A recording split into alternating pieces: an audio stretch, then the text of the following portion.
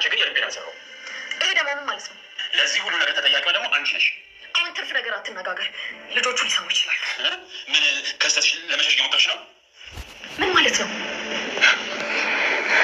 ምን ነው ጋሼ? ምን አጣ? ሽንት ቤት ነው። ይኸው በዚህ ጋር በለና ይኸው አለ።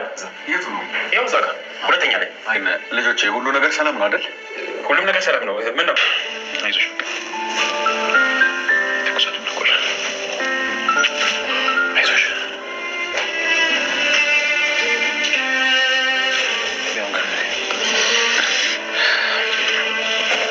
በቃ ስራው እንደተጠናቀቀ ቁጠር። በድጋሚ ልንገር፣ ምንም አይነት ስህተት አልፈልግም። ብቻ አንተ አንዳንድ መረጃዎችን በመስጠት ተባበረኝ እንጂ ችግር የለውም። ለእሱ አታስብ፣ እደውላለሁ። ብሩኬ እንዲገደል ከአንዴም ሁለት ሶስት ትዕዛዝ አስተላልፎ ሚኪያስ ሳይሳካለት ቀርቶ ብሩክ አሁን ላለበት ደረጃ መድረሱን ተከትሎ ሌሎች ነፍሰ ገዳዮችን ተቀጥረዋል። እነዚህ ነፍሰ ገዳዮች ልክ እንደተከሰተ ምንም አይነት ስህተት መስራት እንደሌለባቸው ማስጠንቀቂያ ተሰጥቷቸዋል። ይህ ነፍሰ ገዳይ ደግሞ ግድ የለም እኔ ጥርሴን የነከስኩ ዋነኛ ስራዬ ነው፣ ምንም ነገር እንዳታስብ በማለት ብሩኬን የታዘዘውን ይገባ ሊያስወግደው እንደሚችልም ቃል ተገባብቶ ተፈራርመው ተለያይተዋል። ከተከሰተ በተጨማሪ ሁለት ጋርዶች በጣም ግዙፍ ሰውነት ያላቸው ናቸው። ምናልባትም ብሩኬ የተጠመደበትን ወጥመድ እንደምንም በፈጣሪ ቸር ካላለፈው በስተቀር እንደተከሰተ አይነት ሰዎች አይደሉም። ሌላ በኩል ሚጣ ከሆስፒታል ወጥታ ወደነ ትርሲት ቤት ሄዳለች። እንግዲህ ቤታቸው ስለተቃጠለባቸው ለጊዜው ማረፊያ የሆናቸው ዘንድ ከእነሱ ጋር ተደርቦ እየኖሩ ነው። ለዚህም ነበረ በብሩኬ ላይ የሞት አዋጅ እንዲታወጅበት ያደረገው። እስከ ዝር ማንዝሩ እስከ ኮተቱ ነው ቤት መጥቶ የተቀመጠው። ስለዚህ እኔ ማዘዝ አልችልም፣ ማድረግ ያለብኝ ነገር ቢኖር እሱን ማስወገድ ነው በማለት ነበረ ነፍሰ ገዳዮችን የቀጠረበት።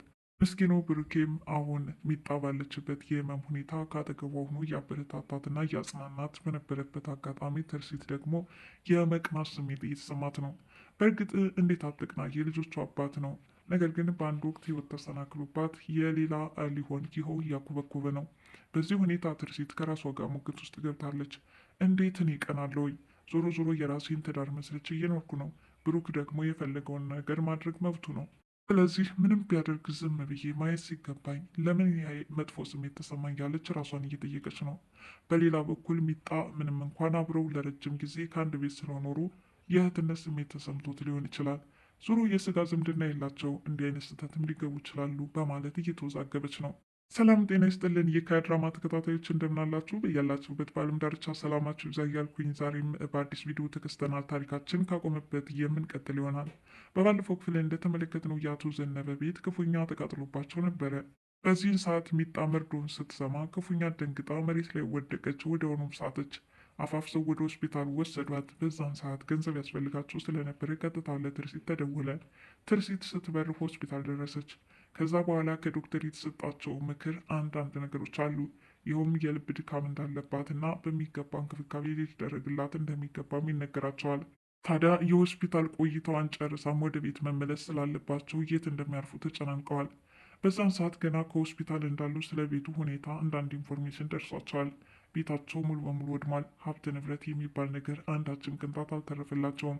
ከአቶ ዘነበ ቤት ውጭ ሌሎች ሁለት ቤቶች የሚሆኑ እንዲሁ ልክ እንደሳቸው ውድም ብሏል። በጣም ያሳዝናል። አቶ ዘነበም ከሀብት ንብረታቸው በበለጠ የሚያሳስባቸው በአደራ የተረከቧት ልጃቸው ናት። በጣም ይገርማል። እናት አባቷ እሷን ለማሳደግ አቅም ስላልነበራቸው በአደራ መልኩ ለአቶ ዘነበ እንደሰጧት ነው ዛሬ ሲናገሩ እያዳመጥ ነው። ታዲያ ይቺ የአደራ ልጄ አሁን ባለበት ሁኔታ በድንጋጤ ብትሞት ምን ሊሰማቸው ይችላል? እውነትስ ቤቱ ሲቃጠል ያንን መርዶ ሰምታ ህይወቱ አለፈ። በጣም አሳዛኝ መርዶ። እግዚአብሔር በምሕረቱ እዚህ ደረጃ ስላደረሰልኝ አመሰግናለሁ ይላሉ በትንሹም ቢሆን ማገገም ላይ ያለችው ሚጣ። ታዲያ በኋላ ከሆስፒታል ወጥተው ወደ ቤት ሊመለሱ ሲሉ ግን አቶ ሚኪ በጣም ተናደደ። ምክንያቱም ሁላቸውም ተሰብስበው ወደዛ ቤት ተመልሰዋልና። ሚጣን ቁጭ አድርገው ብሩኬ የተቃጠለውን ቤት ለማየት ሄዶ ነበረ። በዚህን ሰዓት ትርሲት የት ሄደ እያለች ስለ ብሩክ እየጠየቀች ነው። እንዲሁ የተኛችው ሚጣን ቢሆን ከአጠገቧ እንዲርቅ የማትፈልገው ብሩክ የት ሄደ እያለች ትጠይቃለች። መድኃኒት ሰዓቷ እንዳያልፍ እንኳና ቶሎ ምግብ ተሰርቶ እንዲሰጣት አቶ ዘነበም ቢሆን እንዲሁም ትርሲት ፍላጎት ቢኖራቸውም ብሩኬ ካልመጣ ትላለች ሚጣ። ብቻ እሱ ከአጠገቧ እንዲርቅ የማትፈልገው ሚጣ ብሩኬ ብሩኬ ማለቷ ደግሞ ለትርሲት ጥሩ ስሜትን እየተሰማት አይደለም። በሌላ በኩል ልጆቹ በአባታቸው አንዳንድ ቅሬታዎች እንዲፈጠርና የሆነ ጥያቄ በአእምሯቸው እንዲያቃጭል አድርጎባቸዋል። ይኸውም ዋነኛውን ሚና እየተጫወተው አቶ ሚኪያስ ነበረ። ሚኪያስ ብሩኬ ልጆቹን እንደማይወዳቸውና እንደውም የኔ ልጆች ናቸው እንዴ በማለት እስከ መካድ ደረጃ እንደደረሰ እንደምንም ብሎ እያሳምናቸዋል። በተለይ ካሌብ ሙሉ በሙሉ 100% እርግጠኛ ሆኖ ተቀብሎታል። አቶ ምን አይነት መጥፎና ክፉ ሰው ነው ይላል። እንግዲህ በመጀመሪያ ለማንም እንዳትናገር ብሎ አባቱን እንዲጠላ እየተናገረውን ሚስጥር እህቱ ስትጠይቀው ሄቨን ግን አባዬ እንደ አባትነት እስካልፈለገን ድረስ ምን ያደርግልናል?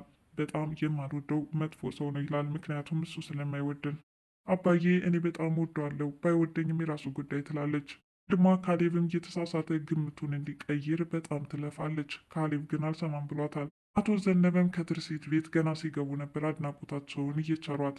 ምክንያቱም በጣም የሚያምርና የተዋበ ቤት፣ ነገር ግን ብሩኬ ከዛ ወጥቶ በሊስትሮ ስራዎች ተሰማርቶ ራሱን ዝቅ አድርጎ ማኖሩ ገረማቸው። በጣም ገረመኝ። ይህን የመሰለ ቤት ነው ለካ ትቶ ከኔ ጋር ጎዳና ሲገፋ የነበረው። ግን ምን አይነት ክፉ ሰው ነኝ ሲሉም ራሳቸውን ወቀሱ። ትርሲት ለዚያውም እኮ ከጎዳና አንስተው ሰው ያደረጉት እሱ ናችሁ። በጣም ትልቅ ባለውለታ እንደሆንክ ነው የሚሰማኝ በማለት ለአቶ ዘነበ ምስጋና ቀረበችላቸው። ሚኪ ደግሞ ተሰብስበው እነሚጣ መምጣታቸውን ተከትሎ ወደ ውጭ በመውጣት ከተከስተ ጋራ እያወራ ነበረ። ተሰብስበው እስከ ዝር ማንዘራቸው መጥተው አሁን ኑሯቸውን መስርተው ከእኛ ጋር ተደርቦ እየኖሩ ነው በማለት ይነግረዋል። ይህን የተከስተ ለምን ጅምላ ጨፈጭፋቸውም ይህ እኮ ለግድያ ያመቻል ሲል ነበረ ራስ ወዳዱ ተከስተ ሲመልስለት የነበረው። ታዲያ ሚኪያስም ትቀልዳለህ እንዲህ በባለፈው ስንት ጊዜ ስህተት እንደሰራ አይቻለሁ፣ አሁን ግን ሌላ ሰውን መቅጠር የምፈልገው በማለትም ለተከስተ እየነገረው ነበረ። እና ትልቅ መርዶ ልጠብቅህ ነው አትለኝም እንዴ? ለምንድን ነው የስራ ገበታዬ ልታፈናቅለኝ የፈለግከው? በማለትም ክፉኛ ተናደደ። ምክንያቱም ከዚህ በፊት 2-3 ስህተት እንደሰራህና እኔ የፈለግኩትን ነገር መተግበር ስላልቻልክ በጣም አበሳጭተኛል በማለት ግዴታ ሌላ ነፍሰ ገዳዮች መቅጠር እንዳለበትም ሚኪያስ ይነግረዋል። በዚህን ሰዓት ከተከስተ ጋር ባለመስማማትም ተጨቃጭቀው ይለያያሉ። በሌላ በኩል ትርሲት ደግሞ እቤት የምታያቸው ነገሮች አንዳንድ ሁኔታዎች ቅናት እየከተቷት መጥተዋል። ብሩክ ካልመጣ አልበላም እያለች ሚጣ ስትጠብቅ ከቆየች በኋላ ከዛም ብሩኬ መጥቶ ምሳሽን በወቅቱ መብላት አለብሽ፣ መድኃኒትሽን ውሰጅ እያለ በእጆቹ ሲያጎርሳትና ሲደባብሳት የተመለከተችው ትርሲት ክፉኛ ተናደደች። ታዲያ ከተቀመጠችበት ተነስታም ጥል ብላ ስትነሳም እንመለከታለን። በዚህን ሰዓት በረንዳ ወጥታም ውሃ ይዛ ከራሷ ጋር በብዙ ሀሳብ ውጥረት ውስጥ ሆና እየተጨናነቀች ነበረ። ቆይ አሁን እኔ ባለትዳር ሴት ነኝ፣ እሱ ደግሞ ከኔ ተለይቶ ከእነሱ ጋር መኖር ከጀመረ ሰንበትበት ብሏል። ምናልባትም ሚጣን በእህትነት አስቧት እንጂ ሌላ ነገር ላይኖር ይችላል። የኔ ግምት የተሳሳተ ሊሆን ይችላል። እንደውስ የስጋ ዝምድና ባይኖራቸውስ ሌላ ውስጥ ቢገቡ ምን አገባኝ ትላለች። ብቻ በሁለቱ ውዝግብ ጎራ ውስጥ ሆና እየተሰቃየች ነው። በሌላ በኩል ሚኪ አሁን ብሩኬን እንዴት ማጥቃት እንዳለበት ከነፍሰ ገዳዮቹ ጋር ተገናኝቶ እየመከረ ነው።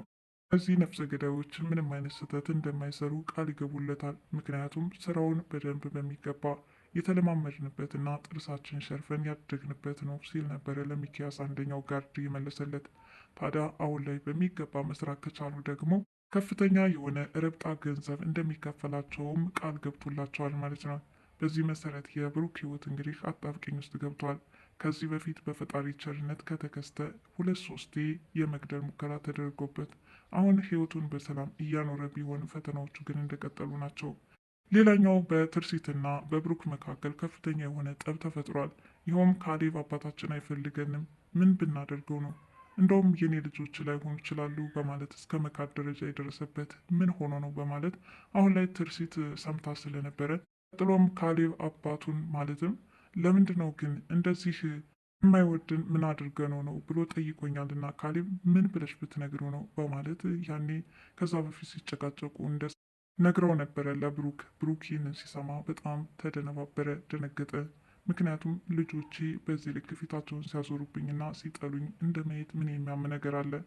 እናም አንቺ ነሽ ለዚህ ሁሉ ስህተት የዳረግሽኝ በማለትም ክፉኛ ሁለታቸው ፊት ለፊት ገጥመው ደረጃ ላይ ቆመው እየተጨቃጨቁ በነበሩበት አጋጣሚ አቶ ዘነበ ሽንት ቤት ፍለጋ ወደ ላይ ሲወጡ ተገጣጥመዋል ማለት ነው። ታዲያ እሳቸውም ምንድን የገጠማችሁ ነገር? ንግግራችሁ ከልክ ያለፈ ጭቅጭቅ ነው። እናም ምን ሆናችሁ ነው? የተፈጠረውን ነገር ልትነግሩ ትችላላችሁ ሲሉም ጠይቀው ነበረ። ለአቶ ዘነበ መናገር አልፈለጉም። ትርሲት ይኸውልህ ጣጣ መጣህብኝ፣ ከኛ አልፎ የሌሎችን ሰላምም ነፈግናቸው በማለት በሁለታቸው መካከል ያለውን አለመግባባት ሌላ ሰው እንዲሰማባቸው ባለመፈለጓ ምክንያት በቁጭት ውስጥ ትገኛለች። ለማንኛውም በቀጣይ ክፍል ምን አዲስ ነገር እንመለከታለን? አብረን የምንከታተል ይሆናል። ሚጣስ በሰላም በጤንነት እናገኛታለን? እዛ ቤትስ በዛ አይነት ሁኔታ አብረው የሚቀጥሉ ይሆናል ወይስ ወደ ሌላ ቤት ተከራይተው ሊኖሩ ይችሉ ይሆን? ምክንያቱም ከአሁኑ ጀምሮ ጭቅጭቃቸው እየበለጠ እየደራ መጥቷል። በተለይ ሚኪያስ እንግዲህ ከዛ ቤት ተሰብስቦ መኖራቸውን ተከትሎ አልወደደውም። እንደውም ብሩኬ ለአንደኛው መወገድ አለበት በማለት ጋርድ እስከ መቅጠር ደረጃ የደረሰው። በቀጣይ ክፍል እስከምንመለከት ድረስ ለዛሬው የነበረ ፕሮግራም ይህንን ይመስል ነበር። ለቻናሉ አዲስ የሆናችሁ ሰብስክራይብ ያላችሁ ቤተሰብ እንድትሆኑ በትህትና እጠይቃለሁ። ባይ ባይ።